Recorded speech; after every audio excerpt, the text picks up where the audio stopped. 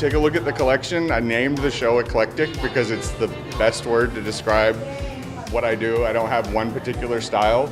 I tend to bounce around with whatever inspires me at the moment. Originally, I like pop. I appreciate some contemporary masters. I tend to go more towards abstract now, so I'm trying to find my own style. Obviously, I kind of like what Pollock influenced us as far as just get with the rhythm and kind of let it come out of you instead of meticulously trying to lay it out and map it out.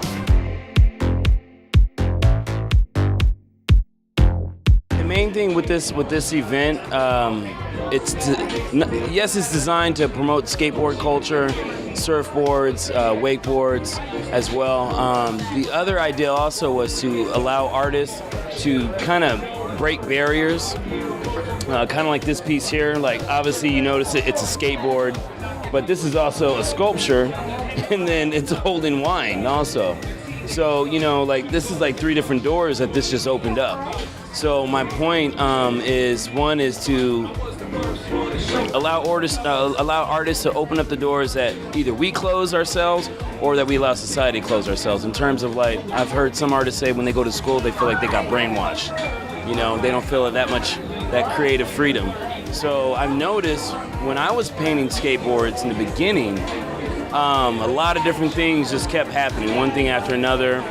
Maybe corporate, mom and pop, kids, like just a lot of different bridges were getting met.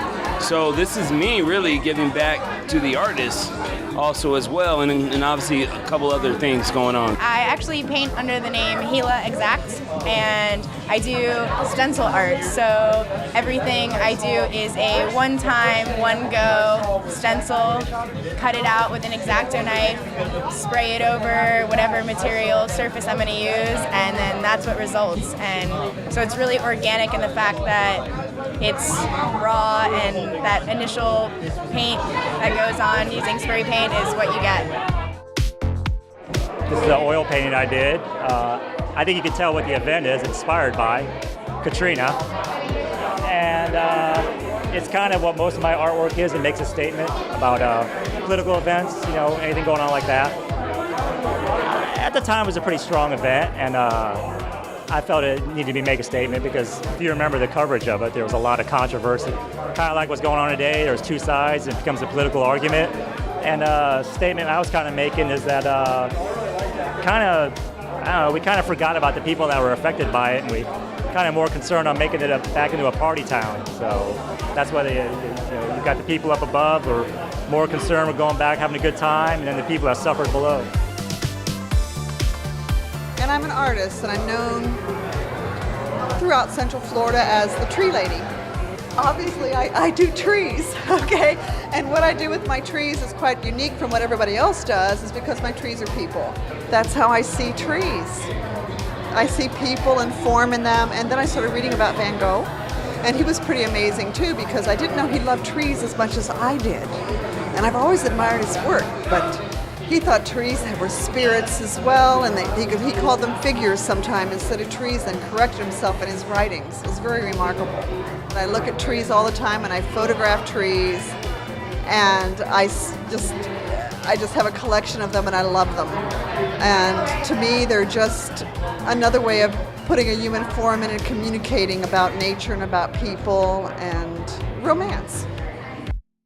The showcase you guys are at tonight is actually the Best of DTO Photo Contest. So DTO stands for Downtown Orlando. It's a new campaign we've been kind of going on with the past few months about re-envisioning downtown. So one component of that is kind of showcased on what we were doing here with this show. We were talking amongst staff and saying, how do we really get people engaged into downtown? And we did that through a number of different ways, but one of those is kind of what we're here for tonight, which is the Best of DTO Photo Contest. So one of the neat things about photography is it's one of the mediums that we still have that really guarantees that someone actually goes somewhere. So it makes them come downtown, which is one of our goals, is really to get people engaged with downtown and show us their perspective. I'll tell you what the most exciting part is for me. We were looking forward to this event. It was a tremendous amount of work, but it all culminated obviously here tonight. But to see the variety of people that have come out, people that potentially wouldn't have come down anyway. We see people with strollers bringing their kids to show them the photos that they submit. We see people with their parents. We had one person that had their parents drove over 3 hours to come tonight just to see their photos showcased. And to see that energy that brings people and that excitement that it brings to those people actually getting the chance to be showcased in a venue as great as City Arts was really fulfilling to us. Arts is very important. It's especially important for downtown, for what we do. A lot of the things through our Project DTO process and re-envisioning downtown is adding those components which make downtown just kind of give it that flavor, if you will, that make it unique and really make you connect with downtown as a whole. Why do you think art's so important in our community? It is such a strong way of communicating with other people without having to use words, and it's universal. It gives you a perspective, when people come here and look at these paintings, it makes them think about events and, look at different subjects and start talking about it. Because it helps open up doors. It's the most creative outlet. It's the way to say, a million words in one look.